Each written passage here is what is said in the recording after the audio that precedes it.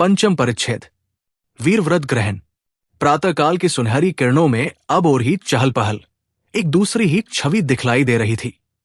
संसार के इतिहास में ये एक सर्वश्रेष्ठ 8वां भिमानी स्वदेश भक्त का गौरव दिवस था। शरीर की प्रत्येक शिरोपशिरा में इसी दिन प्रताप की प्रतिज्ञा शक्ति का संचार हुआ था, जिससे आजीवन उन्हें उद्देश्य पथ पर अटल हिमाचल की तरह स्थित और वेनावान वायु की तरह गतिशील कभी सुख की नींद नसीब न हुई। कभी प्रखर आत्मतप्त शिलाओं पर विचरते, कभी प्रलय की बाढ़ में विपुल शत्रुसेना से सम्मुख समर करते, कभी प्रचंड शीत की निशा में पराजित होकर पकड़े जाने के भय से वास वस्त्र रहित होकर पार्वत्य प्रदेशों में छिपते फिरते। आज ये उन्हीं असंख्य विप्न बाधाओं के स्वीकार करने का दिन है। चारों ओर राजधानी में खबर फैल गई, राज दरबार होगा। बड़े बड़े सामंत सरदारों का वहां सम्मिलित होना आवश्यक है। महाराणा की आज्ञा का उल्लंघन किसी ने न किया। राज्य के प्रतिष्ठित प्राय सभी सामंत सरदार वहां एकत्र हुए। साधारण जनों का तो हाल ही न पूछिए। सबके हृदय में महाराणा के संबंध में तरह तरह की तरंगे लहरें मार रही थी। उदय सिंह के पश्चात प्रताप को प्राप्त कर लुप्त गौरव मेवाड़ की अंतराजमा उत्फुल्ल हो उठी। सब लोगों को यह विश्वास हो रहा था कि हमारे भूतपूर्व राणा उदय सिंह न होकर प्रताप सिंह होते तो हमारे चित्तौड़ का इस तरह विनाश न होता। लोग अनेक प्रकार की जल्पना कल्पनाएं कर रहे थे। जब तक सभा में अधिकारी वर्ग नहीं आ गए, तब तक लोग एक दूसरे से तर्क वितर्क करते हुए खासा कोलाहल मचाए हुए थे। देखते देखते सभा में सन्नाटा छा गया, जैसे लोगों की सांस भी न चल रही हो। विस्तृत सभा मंडप की साज सज्जा बिल्कुल नए ढंग की थी। चारों ओर आम के पत्तों की झालर टंगी थी। द्वार पर जलपूर्ण कलश रखे थे। ऊपर मंजरी और शस्त्र से भरा पात्र। इसी मंडप में एक जगह महाराणा के बैठने की जगह थी।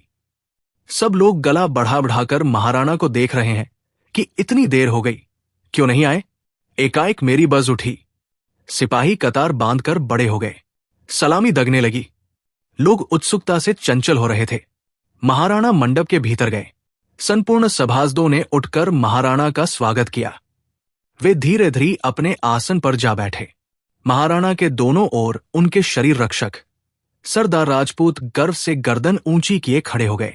कुछ चुने हुए राज कर्मचारियों और सामंत सरदारों को ही महाराणा की बगाल में बैठने का सौभाग्य मिला था। समय के आ जाने पर महाराणा बड़े घेया और गंभीरता से उठकर खड़े हो गए और सम्मिलित जनसमूह को लक्ष्य कर कहने लगे, भाइयों, आज एक विशेष उद्देश्य की सिद्धि के लिए मैंने तुम लोगों को यहां आने का कष्ट दिया है।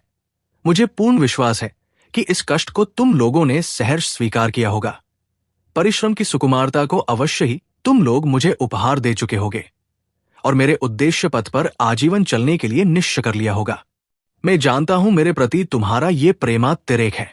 ये कभी उस तरह की राजभक्ति नहीं जिसके हाथ हमेशा भय के कारण ही अंजलिबद्ध हुआ करते हैं, जिसका मस्तिष्क केवल प्रहार के भय से नत हुआ करता है, जिसकी आज्ञाकारिता में स्वामी की कुटिल गाती मिली रहती है, जिसे मालूम नहीं आत्मत्याग क्या है, जो नहीं जानता हृदय का आदान प्रदान किस प्रकार से हुआ करता है।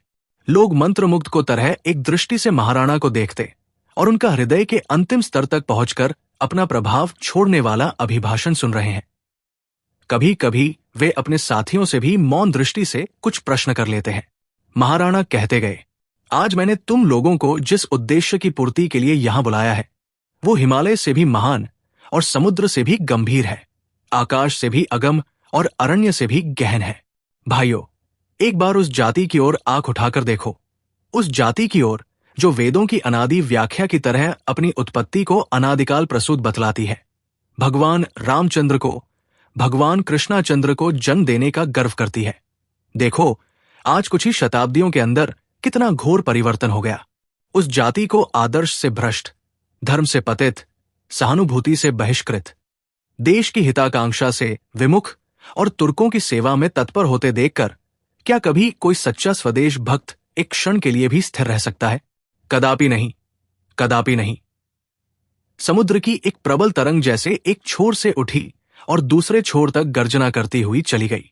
प्रताप कहने लगे, आज हिंदू जाति के दुर्भाग्य के कारण उसके मुख्य मुख्य सभी आधार मुसलमानों के आश्रय में अपनी दीनता के दिन काट रहे हैं।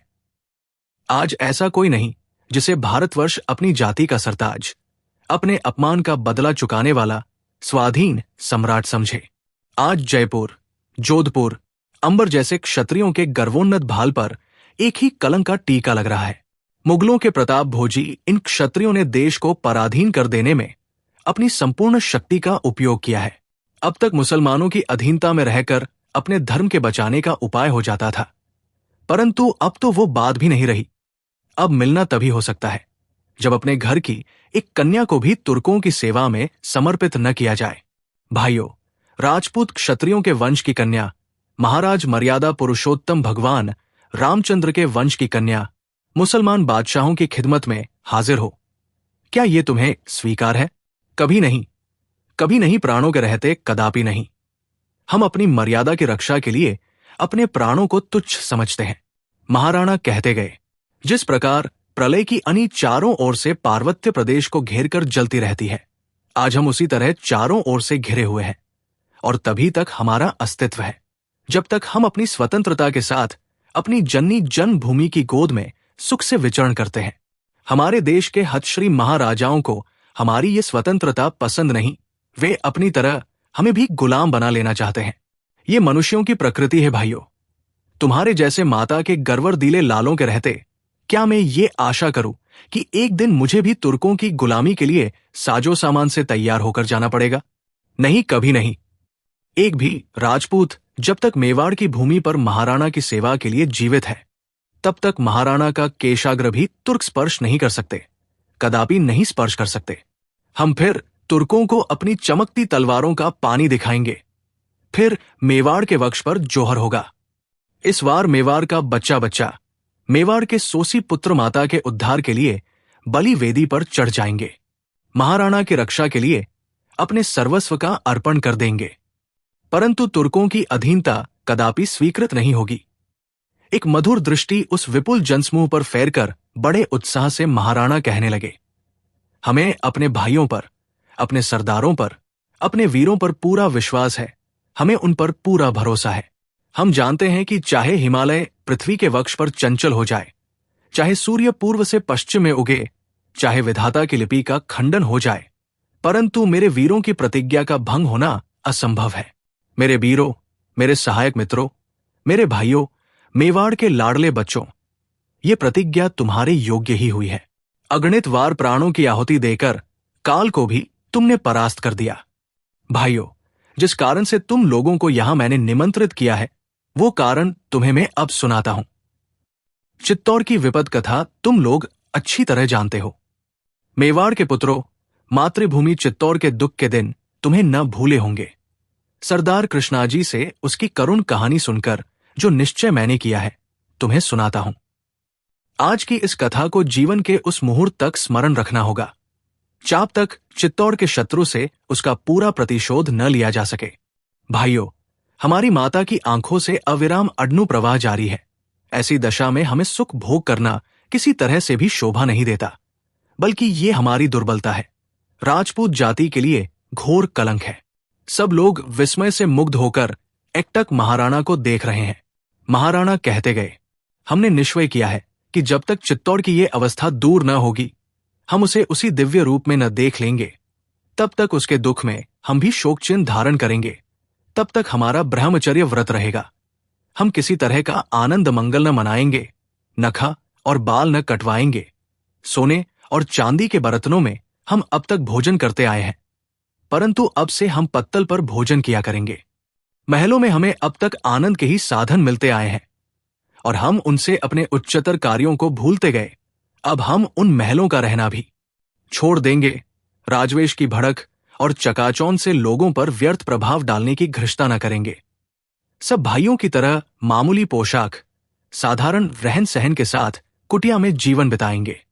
लोगों पर जैसे वशीकरण मंत्र का प्रभाव पड़ रहा हो, जैसे स्वर्ग में भी इस दृष्टांत की लोग आशा न करते हों, जैसे देवताओं में भी इतना बड़ा चरित्र बल न हो, महर्षियों में भी इतना कठोर त्याग न हो, लोग गंभीर श्रद्धा की दृष्टि से उस महावीर महात्यागी की पवित्र वाणी को सुनने लगे। भाइयों, जब तक चित्तौड़ का उद्धार न होगा, तब तक हम किसी प्रकार का उत्सव न करेंगे, कोई त्योहार न मनाएंगे। हमारे सामने जो नगाड़ा बजता हुआ जाता था, अब वो वैसे न बजेगा। अब वो हमारी सेना के पीछे बजा करेगा। महाराणा चुप हो गए। सहस्त्रों व्याकुल कंठ महाराणा को धन्यवाद देने लगे। जनता के प्रतिनिधि की हैसियत से सरदार चंद्रावत उस मंच पर से उठकर खड़े हो गए और अपने मेद गंभीर कंठ से कहने लगे, भाइयों, महाराणा ने हमारे दुख कष्टों को दूर करने के लिए जिस कठोर व्रत को ग्रहण किया है, हम इसके लिए अपने निश्चल हृदय से उन्हें धन्यवाद देते हैं और प्रतीक्षा करते हैं कि जब तक हमारे शरीर में एक बिंदु भी उष्ण रक्त बहता रहेगा, हम महाराणा की आज्ञा का उल्लंघन नहीं करेंगे। हमारी जाति के यथार्थ हितचिंतक महाराणा की रक्षा के लिए हमें जो कुछ भी त्याग करना पड़े, हम सहर्ष उसे स्वीकार करेंगे।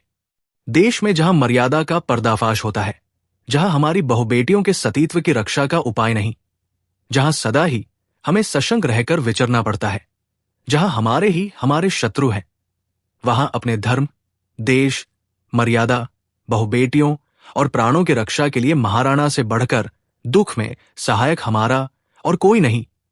हम अपने लक्ष्य तक उसी रास्ते से एकत्र होकर पहुंचेंगे जिससे हमें महाराणा ले चलेंगे। क्यों भाइयों, क्या इसमें कहीं किसी को कोई संदेह भी है? बिल्कुल नहीं। बहुत ठीक कहा है आपने। हम अपनी रक्षा का संपूर्ण भार महाराणा के हाथों में अर्पण करते हैं। सब लोगों ने भक्तिपूर्वक महाराणा को प्रणाम किया। सभा समाप्त की गई। लोग महाराणा के गुणगान करते हुए आनंद से अपने अपने घर पहुंचे और बात की बात में महाराणा के त्याग और प्रतिज्ञा की खबर राज्य में फैल गई थी। दूसरे हिंदू राज्यों में भी महाराणा की उदारता और प्रजा वत्सलता की कथाएं बड़ी तेजी से फैलने लगी।